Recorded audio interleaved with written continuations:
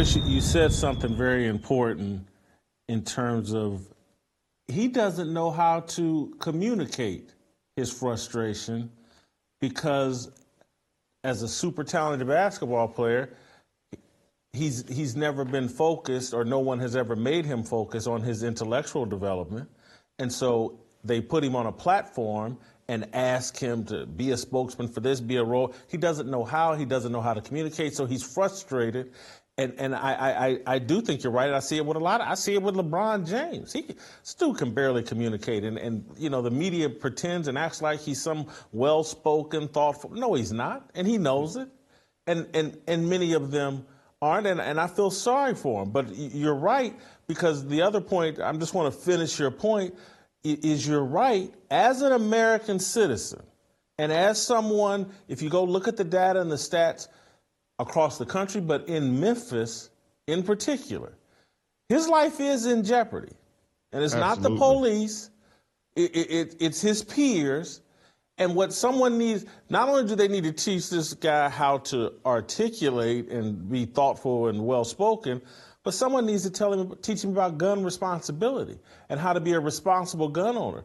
Because there are a lot of 23-year-olds who have been raised to deal with and handle a gun responsibly and would never think, you know, I'm going into this strip club and I'm going to pull out a gun while I do a live stream. They just know, like, that's what idiots do. That's what people that want to go to jail do. That's what people do that want to get shot.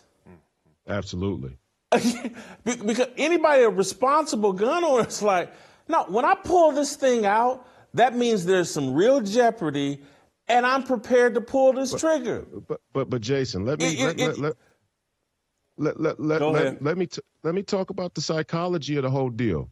And let's use basketball as an example. You know, I coach some young high school kids, or I help coach at my former high school, my alma mater, and then my son's team is coming up.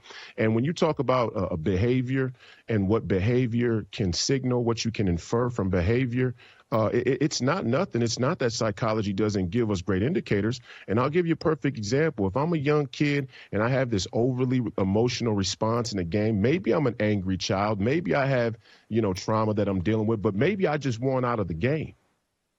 And that's what I tell my young players all the time. When I see you throwing a tantrum, when I see you respond and get a technical and it has no real gravity or doesn't make any sense, I start to think to myself, maybe you just want it out of the game. Maybe the pressure's too much for you.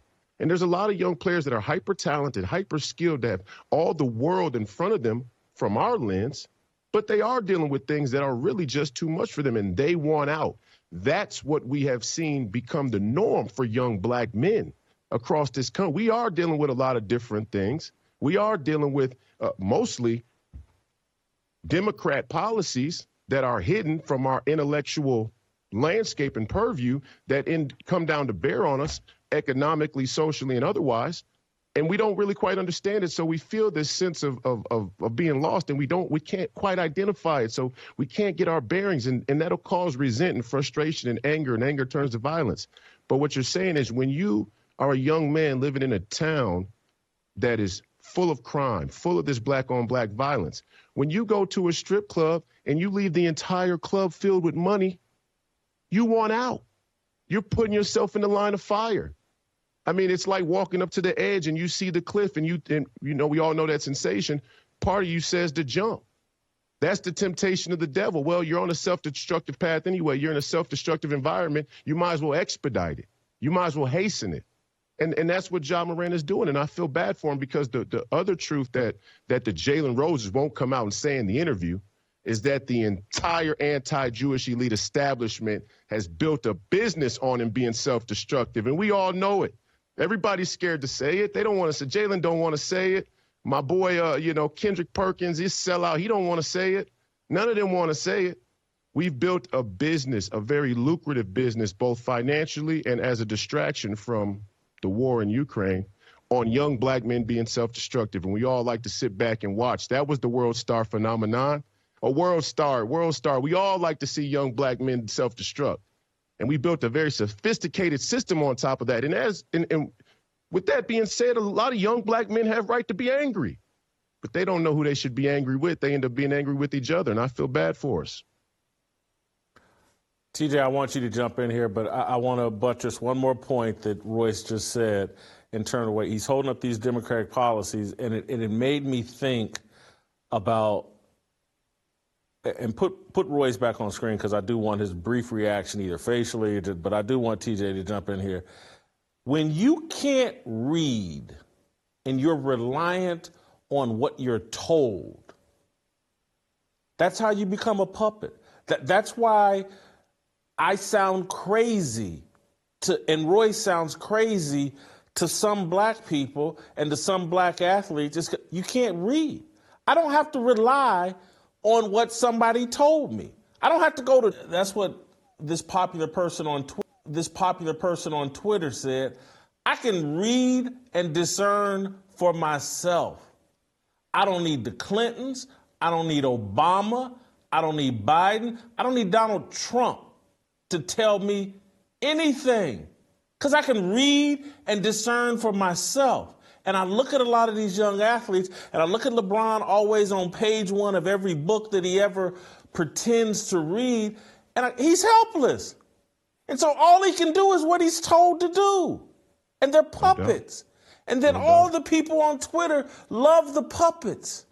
And like, oh, look at the puppets. This man can barely discern anything. He can only do what they tell him to do. And then they look at someone like myself or Royce who can think for themselves, research for themselves, discern for themselves, and call BS on, nah, you obviously playing a game here, bro. Y'all done put a movie together, Hustle and Flow, to preach to black kids. Yeah, your path to the American dream is crime, rap to riches. And because I've done my own homework and said, nah, the data says there's a 90% chance I'm gonna end up dead or in jail if I follow that path. They can hang out, they can put Lil Wayne or whoever, Jay-Z out here as a little carrot and say, look, you could be there, you could be. They ain't gonna put the young Dolphs and the 90,000 other bodies that are in jail, dead, somewhere buried. Like, that's the real outcome. I've done the research. That's why I reject it. So, TJ, if your thoughts to Ja's reaction or his interview? Well, I'm not a fan of Jalen Rose. I don't know him, but I'm not a fan. I think he's a complete idiot. And so they gave him a list of 5 questions, said, read these verbatim, please. Don't ask any follow-up questions. Don't make him expand. Don't do anything. Ask him about the laser. Ask him about the time with his mom. Ask him the time with his sister. Ask him about the counseling. And then you're done. Get up, walk away. We can all say we did our job. Obviously, that's not how journalism works. That's why I don't like athletes pretending to be journalists. I hate what we've done to media. It's a bunch of former athlete idiots because there are very few smart athletes that get out and know what they're talking about. And then we put them in place where you're trying to. A good interviewer could have gotten Ja to tell us a little bit more. But because Jalen didn't ask him anything, he got away saying, yeah, the NBA, they did an investigation and concluded nothing was there. Well, how about a follow-up question like, you didn't tell me you didn't do it, so. The main follow-up question I wanted to know, like, man, you in the strip club, because Jalen just said, I've been to Shotgun Willie's, and so have I. And I'm like, you in Shotgun Willie's, and you pulling out a gun, were you drunk? That's a legitimate question. Absolutely. They serve alcohol. Were you high? I know a lot of the NBA players love weed. Were you high, bro? He looked high. Yeah. I thought he was. Yeah. Those are just simple follow-up questions. And so I actually think it's Jalen's fault that we don't know more. And it's, Jalen's not smart enough, but whoever gave him the questions, I would like to know more, right? As somebody who's been to counseling for several years, just to get my life together and figure out who I am, what I'm doing, a Christian counselor, you don't go to counseling for a day or two and then everything's all fixed up. Is there an extended program? They met with you. Did your counseling involve Reiki? No, sure did not. Did not. But it's like we act. Here's where I agree with Royce a lot. And as somebody who broke the rules at Missouri having a gun, I had a gun when I was at Mizzou. And I had it sitting in my nightstand against the football rules, and I said, I'll take my chances because I know what I'm doing with a gun. And if somebody ever comes into my house and I need it, then I'll have to explain that to Coach Pinkel why there's a dead guy laying on my floor because he broke into my house and he had a gun too. And so I rolled the dice on that. I think I followed the law. I was 21 years old. That's what you had to have your concealed carry at Mizzou. But I had it when I was on the football team, and a bunch of other guys did too. And we try to act like, oh, this is a gun culture, and along with that, because we only hold mostly athletes to the standard. That's a gun culture. What are you doing with the gun? Why was there a gun in your front seat?